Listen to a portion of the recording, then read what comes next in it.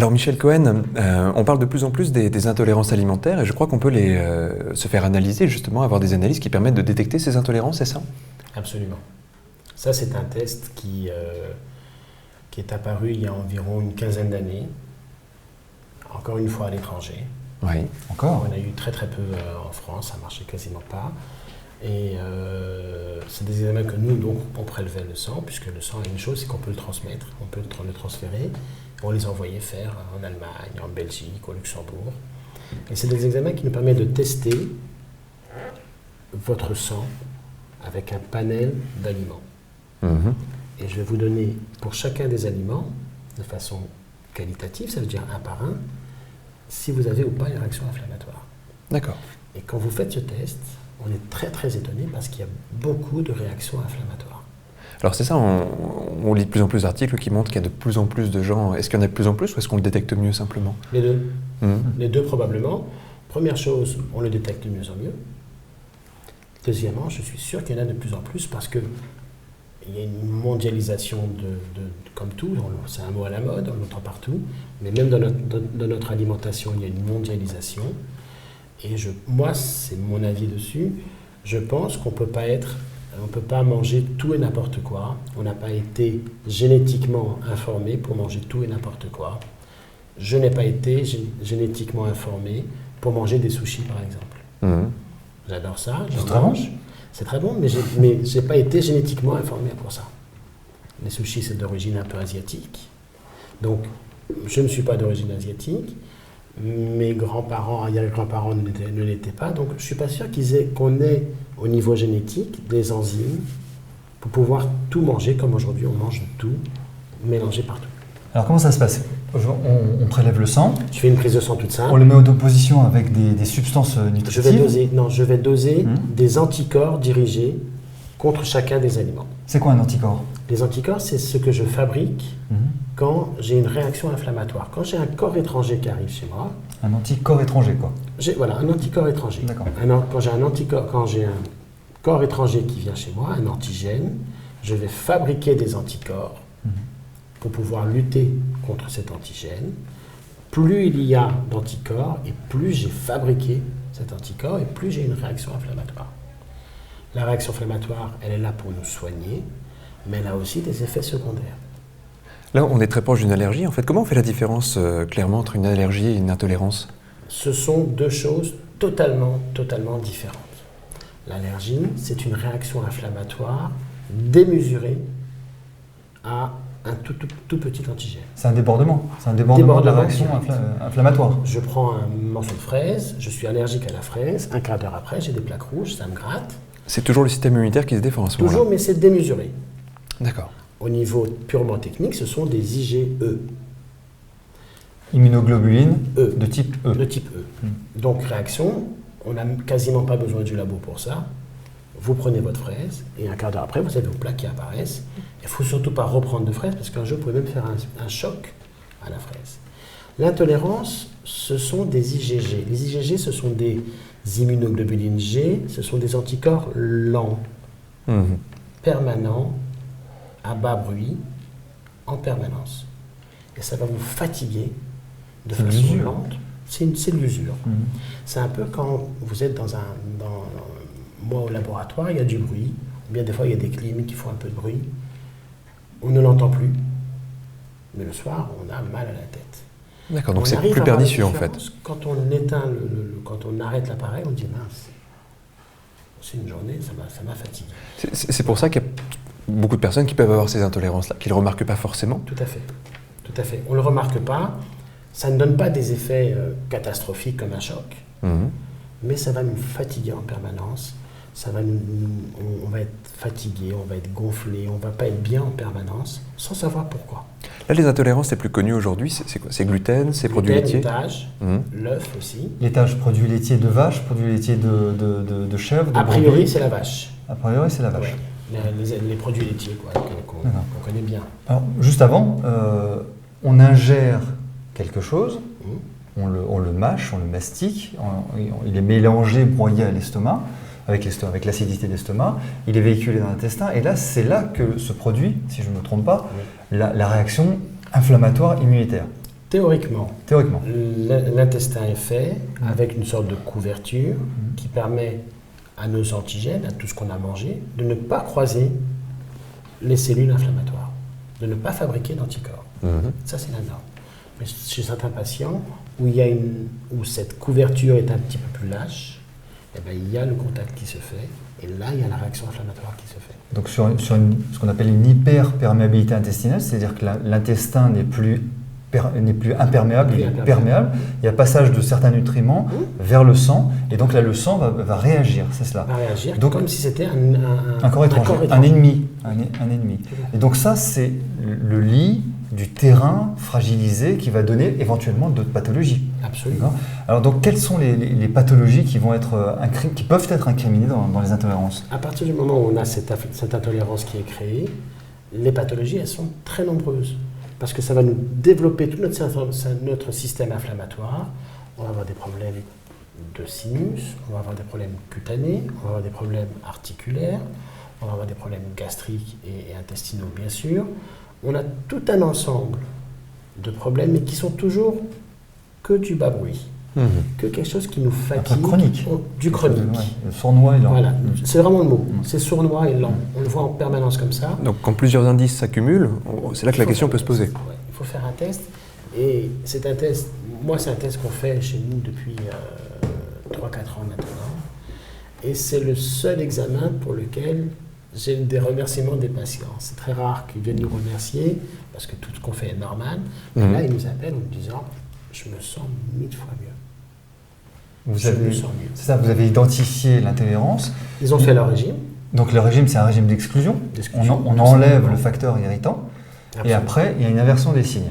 Ils se sentent mieux, c'est un mot. Mais est-ce qu'ils sont pour autant moins intolérants?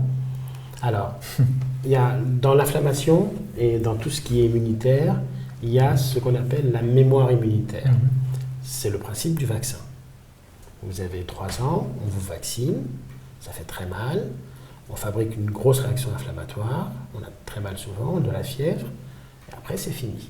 Et le jour où vous allez croiser le même virus, eh bien, le système inflammatoire va se rappeler qu'à l'âge de 3 ans, on vous avait vacciné. Pour les intolérances alimentaires, c'est la même chose. On a des taux très élevés, vous faites votre régime, les taux vont devenir très très bas, il n'y a plus de réaction inflammatoire, vous êtes beaucoup mieux, mais si vous réintroduisez le même aliment, eh bien, le système inflammatoire va se rappeler de ce qui s'est passé il y a 10 ans. Est-ce qu'il existe aujourd'hui des techniques qui s'intéressent à la possibilité de rééduquer le système immunitaire? À ma connaissance, non. Il y a, dans nos techniques, dans nos approches de médecine naturelle, il y a le fameux NAET, qui est une technique de désensibilisation naturelle, qui est une espèce de convergence entre les techniques de chiropraxie en test musculaire et un test et une stimulation des voies acupuncturales énergétiques. Donc ça existe, qui permet de solliciter ça. C'est pas mal. Je reviens un petit peu sur quelque chose d'un petit peu plus polémique et un petit peu plus titillant, surtout d'actualité. On a eu en son temps Marion Kaplan qui nous parlait aussi des produits laitiers. Donc dans les produits laitiers, si je ne me trompe pas, il y a 2 choses. Il y a le lactose, donc qui est le sucre du lait. Il y a la protéine du lait qui s'appelle la caséine. Est-ce qu'on peut être allergique à l'un, à l'autre ou aux deux? On peut être pas allergique, mais intolérant. Intolérant, pardon, excusez-moi. Les mots sont importants parce que vraiment on rentre dans des voies tellement différentes qu'il faut rester. Donc on peut être intolérant à la caséine et pas au lactose. On peut être intolérant au lactose et pas à la caséine. On peut être les deux ensemble. Donc nous, quand on va tester le lait de façon globale, la caséine et le lactose. Alors, quel intérêt de savoir différencier les deux? En fait, au niveau pratique, il n'y a pas un vrai intérêt. On arrête les produits laitiers. Oui, de toute façon, oui. Mais on a besoin de savoir pour savoir. Alors, petite réserve, c'est que dans certains produits, vous avez des protéines de lait qui sont rajoutées dans certains biscuits. Si on est allergique simplement au lactose et pas à la caséine, on peut manger ces biscuits. Mais en revanche, si on est allergique à la caséine, on ne pourra pas manger ces biscuits. Donc il y a quand même un intérêt de savoir. Vous regardez sur le dos des biscuits, de certaines compositions, vous avez le rajout de caséine, etc. Donc, traces de protéines de lait, etc.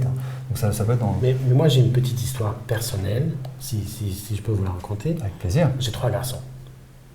Il y en a 2 qui peuvent manger n'importe quoi. Des autruches. Il y en a un, à peu près, il y en a un qui a toujours souffert.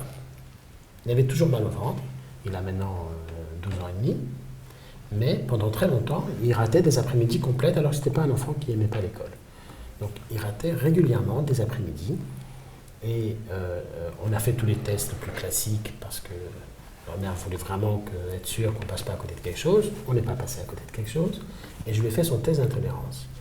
Il avait l'intolérance au fromage, au lait, etc. Je lui ai expliqué. À partir du moment où il a su, il a arrêté de prendre ces produits. Il n'a plus raté l'école. Voilà. C'est vraiment le plus objectif possible. On peut dire que ce soit le fruit du hasard. Voilà, c'est pas moi qui voyais il était mieux ou pas mieux. J'ai pris ses premiers carnets, ses deuxièmes carnets. On est passé d'un nombre d'absences divisé par 3 ou 4. Mais maintenant, de temps en temps, il va avec ses copains manger une pizza, qu'il apprenne. Il sait très bien qu'il y a du fromage. Il est intolérant au fromage. Il sait très bien qu'il va avoir des effets secondaires. Il l'apprend. Le lendemain, il n'est pas bien. Mais il sait pourquoi il n'est pas bien. Et ça change tout. C'est important parce que beaucoup de gens pensent que s'ils avaient une intolérance, il faudrait qu'ils suppriment complètement quelque chose. Ça crée de la conscience. La preuve que non. Ça crée du choix, donc. Ouais. Donc Non, lui, il ne mange plus de fromage en permanence, mais quand un jour il doit sortir avec ses copains, eh ben, il prend sa pizza. Le lendemain, il n'est pas bien, il est fatigué, il est machin, mais il ne vient même plus me voir. Parce qu'il sait très bien que je vais lui répondre, qu'est-ce que tu as mangé? T'as mangé J'ai ça. Donc tu sais. Ça veut dire que, pour l'histoire de votre fils, ça veut dire que lui n'est pas détenteur dans son intestin d'une enzyme Ouais. qui permet de digérer ça. Ouais. Mais pourquoi le corps ne l'élimine pas, justement? Pourquoi il ne fait pas, permettez-moi l'expression, une belle diarrhée, Parce et que- après il l'élimine et on n'en parle plus? C'est ce qu'il avait. Il avait mal au ventre. Ah, mais il avait mal au ses ventre. diarrhées, il avait tout ça, mais malgré tout, petit à petit, il y L'usure a la fait réaction quoi? inflammatoire qui D'accord. fait. Et il y a la mémoire inflammatoire qui reste. Alors justement, ça, c'est génétique, ça peut se déclencher au milieu de la vie, ça peut... Alors là, je reste dans mon avis un peu personnel. Moi, Ouais. je suis sûr que c'est génétique. Mhm. Il y a une programmation, On n'a pas été programmé pas la pour compétence. manger, pour boire du lait de vache. Parce qu'a priori, mes ancêtres ne buvaient pas de lait de vache. Donc, il y a tout un ensemble, tous les gens un peu de la Méditerranée ont toujours des problèmes avec ces problèmes de lait de vache. Donc je crois que c'est probablement... C'est régional en fait, en tout cas on voit des différences régionales. Moi j'en suis sûr. Mhm. Mais ça c'est que mon avis à moi personnel. J'ai pas fait d'études dessus, ni génétique d'ailleurs. Alors vous pensez que certains enfants, que l'on voit avec toujours un ballonnement, les maux de ventre, et éventuellement, nous, on en est un petit peu persuadés, mais c'est un petit peu prôné pour sa paroisse, avec des pathologies ORL à répétition, parce qu'on sait le lien entre l'intestin et la sphère ORL. Vous pensez que c'est pertinent de proposer à ces personnes-là, à ces enfants, de faire une analyse des intolérances alimentaires Ouais. qui permettrait d'avoir un tableau et de cibler un petit peu plus cette pathologie? Moi c'est ce que j'ai fait moi pour ma famille. Oui. Moi pour ma famille. Je peux pas dire mieux que ça. Oui. La famille c'est peut-être plus important pour moi. Et les résultats ont été vraiment marquants. Ça se passe comment? C'est long? C'est beaucoup de sang? C'est Non, onéreux? c'est un seul tube, c'est un seul onéreux. tube. C'est onéreux, onéreux. C'est un ouais. test qui est cher parce que c'est pas un test qu'on fait beaucoup et donc c'est un peu fabriqué à la demande, c'est un peu compliqué, ça coûte cher. Il y a des machines spécifiques pour ça? Il y a des machines spécifiques, il y a des tests spécifiques pour ça, donc ça coûte cher. Et vous testez combien d'aliments? On teste à peu près 150 aliments et additifs alimentaires. Les additifs? Parce D'accord. que les additifs, Oh là là. c'est très important. Ouais.